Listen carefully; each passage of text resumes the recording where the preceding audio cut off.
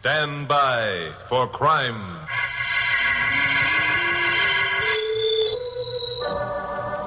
Hi, Morgan speaking, KOP newscaster. Well, another of those unusual murders has occurred here in Los Angeles. Last week, a man's body was found on a lonely dirt road off Mulholland Drive, up in the Santa Monica Mountains. He'd been shot through the head with a .38 caliber revolver. He'd also been badly beaten. His name was Mark Adams. That's what made the murder unusual. Mark Adams was a partner in one of our leading stock and bond houses. He'd had a respectable, straightforward life since he'd moved here from Portland 10 years ago. Dozens of friends testified to that fact. He had no enemies. Robbery had not been the motive, because a sizable sum of money had been found in the wallet he carried. Why then had he been murdered and his body left in the lonely Santa Monica Mountains? That was a good question. I asked Bill Meggs of police headquarters if he minded if Carol Curtis, my secretary, and I called on the widow, Mrs. Ada Adams. Bill said, heck no, if we picked up anything to let him know. So Carol and I climbed into my jalopy and headed for the Adams residence, which was on Beddington Street. I guess this is it, Glamourpuss. I really hope she'll talk to us. I wouldn't blame her if she didn't. Well, if she doesn't, we'll come back another day. Ring the bell, will you? All right. So Carol pushed the bell button. We heard chimes ring inside the house. After a minute, the door opened. A woman of about 40, wearing a long-sleeved black dress, appeared. It was obvious she'd been crying. You Mrs. Adams? Yes, I'm Mrs. Adams. Well, I'm Chuck Morgan. This is Carol Curtis. We're from radio station KOP. Oh, reporters. Well, if you don't mind, We want to help you if we can, Mrs. Adams. Mr. Morgan has a reputation for aiding the police in these cases. Oh, you're that, Mr. Morgan. Well, I'm sorry. I didn't mean to imply I understand perfectly, Mrs. Adams. You're upset and confused and hardly know what you're saying. Yes, that's it, exactly. Well, all right, you may come in if you like. Thank you very much. Thanks. Won't you sit down? Make Thank you. yourself comfortable. Tell me, Mrs. Adams, Yes. can you think of anybody, any friend or business associate who would gain by having your husband out of the way? Oh, no, there's nobody. Nobody at all. Well, there had to be a reason for him being shot, Mrs. Adams. No one would be more apt to know that reason than yourself. If there's anything you'd like to tell us in confidence, we'll respect your wishes. Well, yes, there is something. Good. I know I should have told the police, but in the excitement, I somehow felt that I could keep it a secret. If Mark had died any other way, I could have. Keep what a secret, Mrs. Adams? Oh, it's horrible. Because of the way that Mark died, there'll be an investigation. They'll find out. It'll be in all the papers. The disgrace of it. Mr. Morgan, if I tell you, will you help me keep the secret? By doing so, I'll not obstruct justice. I will, of course. Do you promise? I promise. Very well. I know of your contacts with the police department. Lieutenant Meggs called to say you were coming out. Because of your friendship with Lieutenant Meggs, you can help maintain Mark's reputation, even though he is dead. Mr. Morgan, my husband was a hopeless dope addict.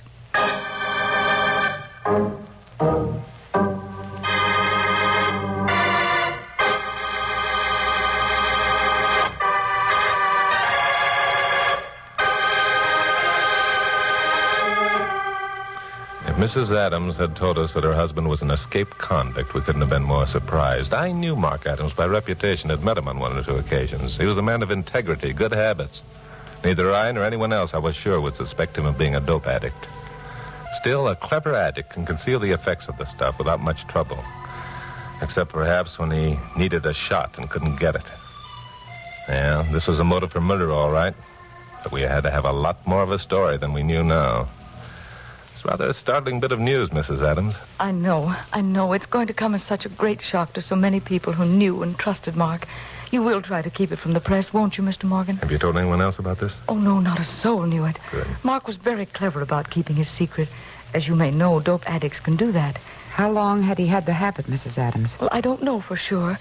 It was about a year ago that I first learned about it.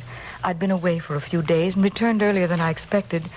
It was the middle of the afternoon, and I was tired after my trip, so I lay down for a nap. When I awoke, it was almost dark, and Mark was just entering our bedroom.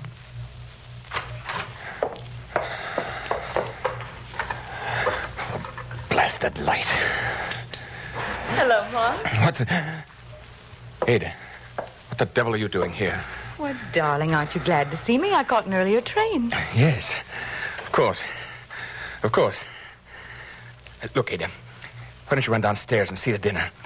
I'll be with you in a minute. But, Mark, do you... Mark, what's that you have in your hand? Never mind. It's nothing. Now, look, let me alone. Get out of here. Why, it's a hypodermic needle. Well... Mark, you're not... Oh, no, you... Yes. Now you know. At least I won't have to fight that part of it any longer. Wait here.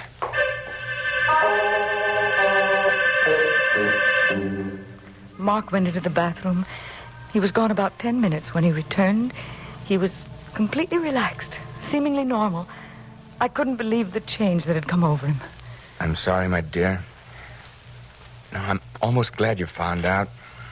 It's been pretty bad trying to keep my secret. Oh, Mark, this is awful. It's terrible. How long have you... It began in Portland, just before we came down here. If you'll recall, I didn't get that promotion at the office I was promised after old Hartley died. When Thompson gave the position to his son, I was pretty disappointed. A lot more so than even you suspected. I had to have some escape. And so you resorted to dope. I had a friend who used some occasionally. He assured me it offered complete freedom from care and that it was easy to break the habit. Oh, Mark, you fool. Don't you know that it's more habit-forming than anything you could possibly have done? I didn't then. I do now, much to my sorrow. But, Mark, what are you going to do? What are we going to do? They'll find out sooner or later at the office. They're bound to. It'll be the end of it. They won't find out, Ada. They mustn't. Not ever. But how can You can help me, Ada. Look, Ada, you must. I'm going to break myself of the habit. I've a vacation coming up. I'll go to a sanitarium. I'll take the cure. Look, I'll be off the stuff forever. Only you'll have to go with me, Ada. I'll need your strength desperately. Ada, will you help me fight this thing? Of course I will, darling. I'll do everything possible. Oh, my dearest, we'll fight it together and win.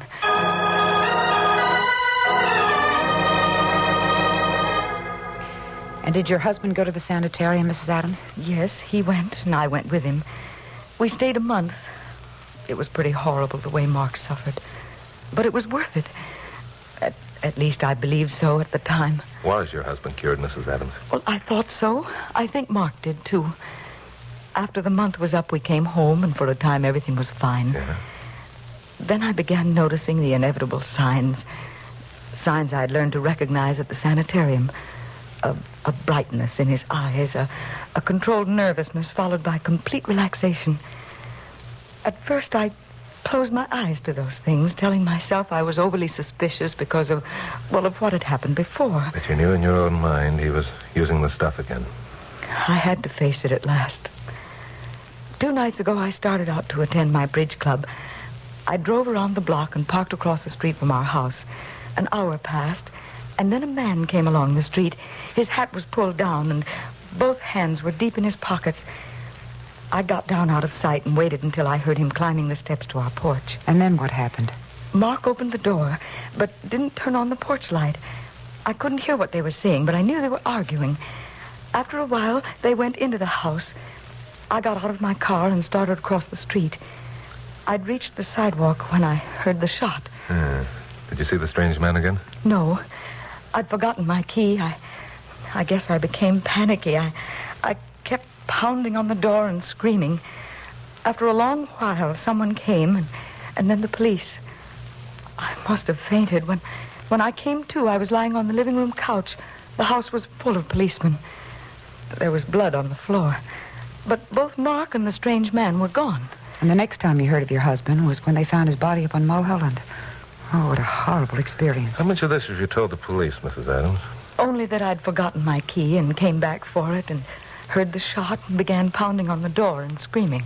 And you haven't any idea who the strange man was? No, none at all. A strange man could have been any one of several dozen dope peddlers in the city. Well, it's going to be quite a trick to keep this away from the press. The police will have to know. Oh, but you promised. Only if I didn't have to obstruct justice, Mrs. Adams. This dope angle not only gives a motive, but narrows the number of suspects down considerably. But, Chuck, isn't this something you can do? What? Well, think of how terrible it will be for Mrs. Adams if it becomes known that her husband was an addict. It's she who has to face all those people, you know. Yeah, I know. Well, let's talk it over with Bill Meggs. He's a good guy. Maybe we can dream up something. You can rest assured of one thing, Mrs. Adams. No one but the police will be told about your husband being an addict until we pick up his murderer.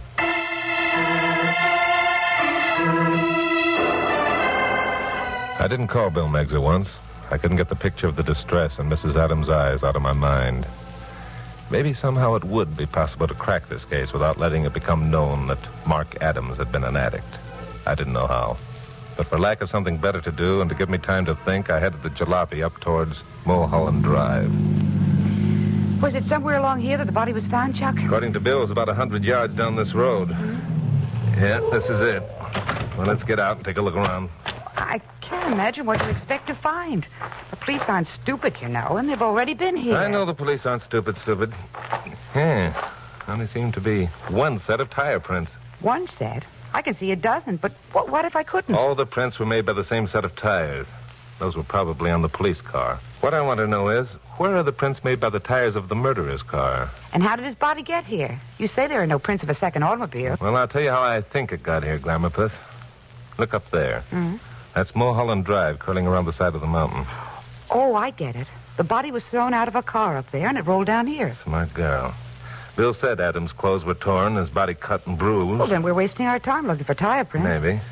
However, the car up there probably stopped so the murderer could get the body out. Now, if the road had soft shoulders, there'd be tire prints up there, wouldn't there? And you don't think Bill Meggs thought of that? Sure I do. I think he's already made an impression of the prints and is checking them at the police lab. Oh? What makes you think that? Bill told me. Why, you so-and-so. And you made me think that... All right, don't get sore, Glamourpuss. I'm only stalling for time, so my conscience won't bother me for not reporting Mrs. Adams' story to Bill. Oh, I hope when you do tell him he puts you in jail for a year for obstructing justice. A year? Now, come, Glamourpuss. What would you and Pappy do without me for a year? Glamourpuss and I had been walking around while talking. I stepped behind a bush and saw something white lying on the ground. It was a page from a newspaper. Nothing unusual about that, except that this page was folded neatly and the date line was staring up at me. It was dated July 24th, the day Mark Adams had been murdered. I picked it up and unfolded it. It was a page from the classified section of the Los Angeles Observer. Why so interested in a page from the Observer, Sherlock? Nobody ever reads that scandal sheet. Certainly not a man of Mark Adams' high standing. Still, it could have fallen out of his pocket when he rolled down the hill. Well, what are you reading? Classified ad that's underlined in pencil. Oh, this is a fine time to go looking for bargains. Shut up, Glamourpuss. Let me read. For sale, 20-carat diamond ring. Bring cash to 222 Beddington Street after 9:30 p.m., July 24. Oh, Chucky boy, you don't mean... Not at last. Oh, darling, you'd have to give me one that big. Honest, I'd be satisfied with just Glamourpuss, will you stop that gibbering? Don't you know what this means? Well, then you're not going to... 222 Beddington Street is the address of the Adams family. Whoever answered this ad in the paper is the man who murdered Mark Adams.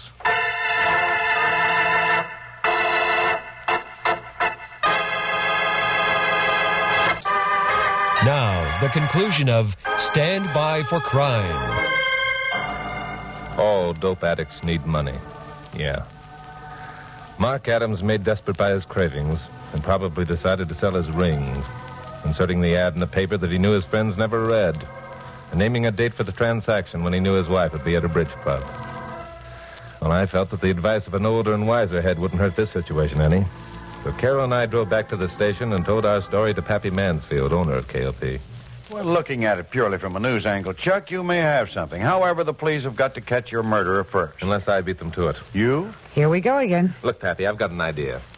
You know Bug Spencer, the gambler. Sure, everybody does. Well, Bugs has a penchant for rocks, diamonds.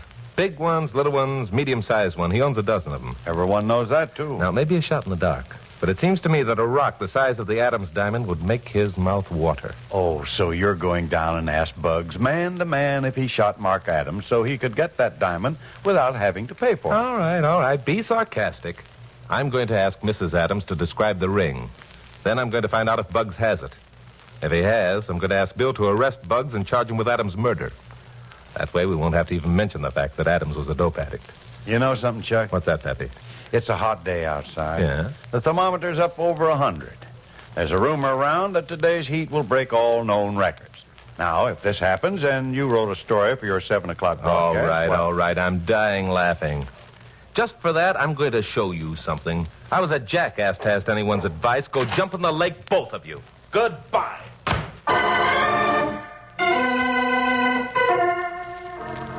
I was mad. I got out of there and headed for Beddington Street. Rang the doorbell of the Adams home. Mrs. Adams, still in her morning dress, invited me in. A ring? A diamond? Oh, yes, Mark did have one. A rather large one. Wasn't it... When you identified the body, Mrs. Adams, did you notice whether or not the ring was missing? No. That is... Well, I was too shocked. It was the last thing that I... understand. A ring, such as the one owned by your husband, was advertised for sale in the Observer. This address was given. The buyer was asked to appear after 9:30 on the night of your bridge club. Do you mean that Mark sold the ring so that he could have more money to buy dope? Well, most dope addicts are forever in need of money, Mrs. Adams. It's possible that ring buyer murdered your husband. If you describe the ring as accurately as you can, we still might be able to pick up the murderer and keep the knowledge a secret that your husband was an addict.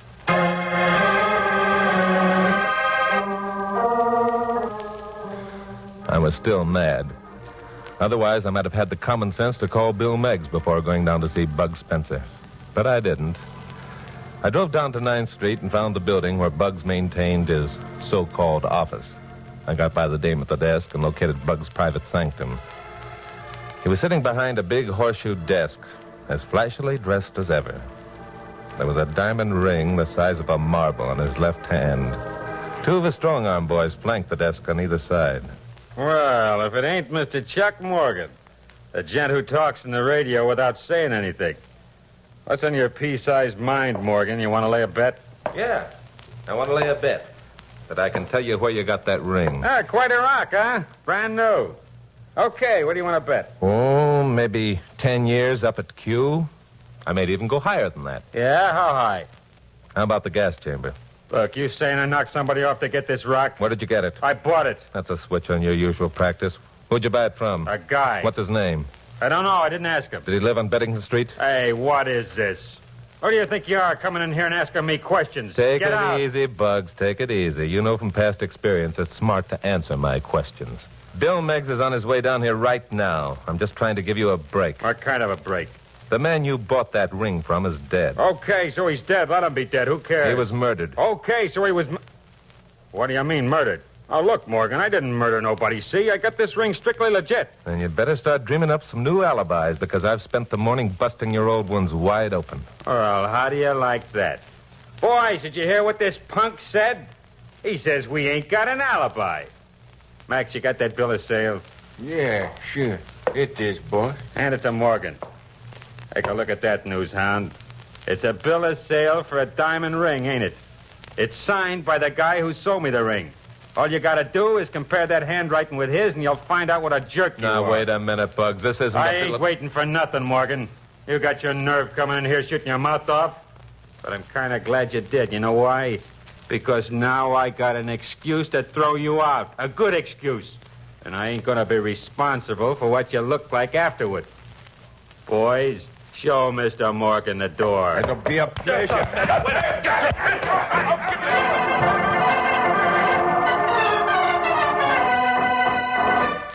Bugs' boys had a peculiar way of showing me the door. I didn't see the door at all.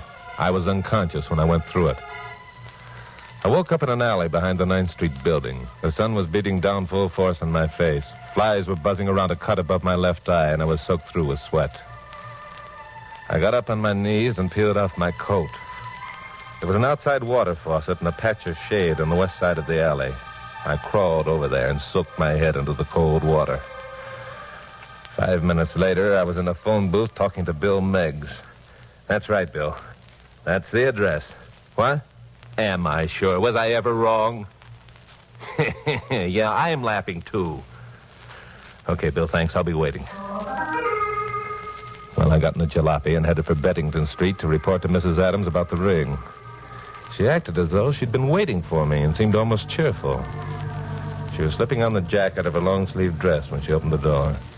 Well, you certainly made a fast trip, Mr. Morgan. Sit over there, won't you? Thank you. Did you find the man who bought my husband's ring? Yes, it was Bug Spencer, the gambler, just as I thought. Did he confess to murdering Mark? Well, no, Bugs isn't the confessing type. Tell me, Mrs. Adams, why do you suppose your husband advertised the ring in the Observer instead of in a paper that a more, well, conservative and possibly wealthier type of reader would buy? Well, I suppose he didn't want any of his friends to read it. But didn't you know that most banks subscribe to practically every newspaper published in the city? Legal and probate notices are of great interest to bankers. Well, I don't believe I understand what you mean. Did someone stop out front? Yeah, I think that's Lieutenant Bill Meggs of police headquarters. Lieutenant Meggs? Well, I'll let him in. He won't be coming in for a moment or two. He wants to pay a visit to the garage first. Garage? Yeah. He wants to check the tire prints he made in Mulholland Drive last night with the treads on your tires, Mrs. Adams. Tires on my car? That's right. You see, when you parked, you wanted to get close to the embankment so you wouldn't have too far to carry your husband's body. What? The right front wheel of your car was in the soft dirt off the pavement. No, you mustn't believe that. Nope, You mustn't addicts are very clever and cunning, especially when they've had a shot. You must have had quite a jolt that night, Mrs. Adams. No, I didn't. Well, you can't believe that. Everything I told you was true. Oh, yes, the story you told was true, every word, only you had the characters mixed. No. It's you who are the dope addict, Mrs. Adams. You who went to the sanitarium. You who pretended to be cured. No. You who sold your husband's ring because he'd give you no more money to buy dope. No. The ring wasn't on his hand when you viewed the body, and you know it. No. He hadn't worn the ring for years. If he had, there'd be a mark on his finger, which there wasn't. How did it happen, Mrs. Adams? Did he catch you trying to steal the ring?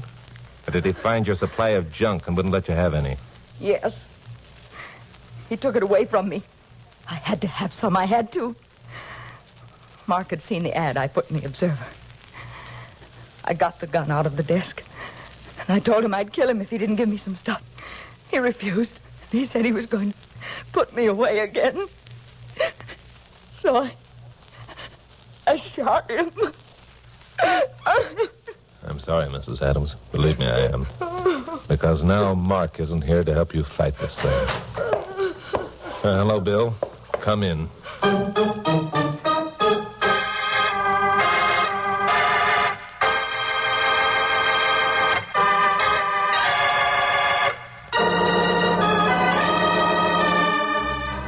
Well, sometimes the job of a newscaster isn't as pleasant as it might be. Bill took Ada Adams off in the squad car, and I headed back for KOP. Both Pappy and Carol were there, looking cool and relaxed.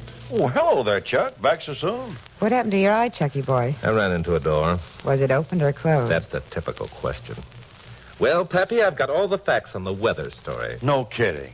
How hot is it outside? 109. It hasn't been 109 since 1868. 5 people have died of the heat. 7 are prostrate, and a man fried an egg on Vine Street this morning. Well, that's great, Chuck. Make a good story, don't you think, Carol? Oh, I can hardly wait to hear it. Oh, you just try hard enough, and I imagine you can stand it, Glamour Puss. Well, I've got to get busy and bat this out on my typewriter. I'll devote the entire broadcast to You weather. will not? What? What's that, Pappy? All right. We apologize. We shouldn't have made you mad. Now, how'd you know? No what? Well, you'll have to rub it in, Chuck. Bill called and told us everything. Oh. We've been sitting here on pins and needles waiting for you to tell us how you knew it was Mrs. Adams who murdered her husband. Oh, that. So you've been sitting here in this nice, cool office all this time while I've been out in the sweltering heat. Oh, stop reminding us how you've suffered. What's the sweltering heat got to do with knowing about Mrs. Adams' guilt? Everything.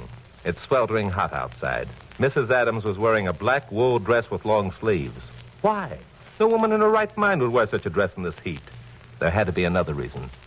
She wanted to cover up something. Marks made by a hypodermic needle. Well, shall I write the story on the heat, Pappy?